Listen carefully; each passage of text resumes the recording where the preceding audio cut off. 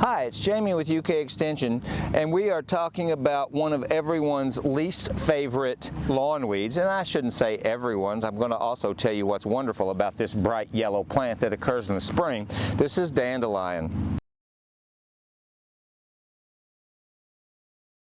It's an interesting plant unless you have a lawn, and many people who are serious about lawn care hate dandelions so badly.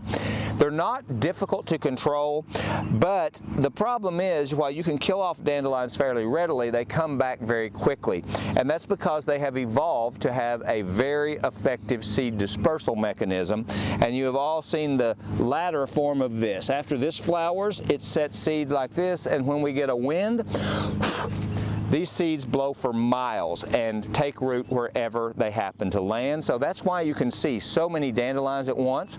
If you want them out of your lawn, the common 2,4-D herbicides work as well as anything.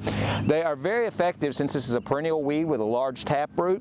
Those herbicides really work very well in the late fall, something like October, November, when this plant is still growing but other things are beginning to slow down. That's when the plant's pulling all of those nutrients and sugars back into the root system, and you can get good herbicide translocation that way.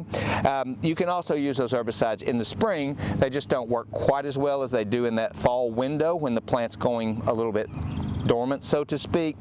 But on the flip side of that, if you're not absolutely nuts about your lawn, which I'm not personally, but for all of the people who are interested in pollinators, I want to point out to you that as all of our bees and pollinators are having a hard time, winter is one of the most difficult times for them because there's not food sources. So dandelions and many other common weeds like violets are some of the earlier nectar sources for those foraging bees.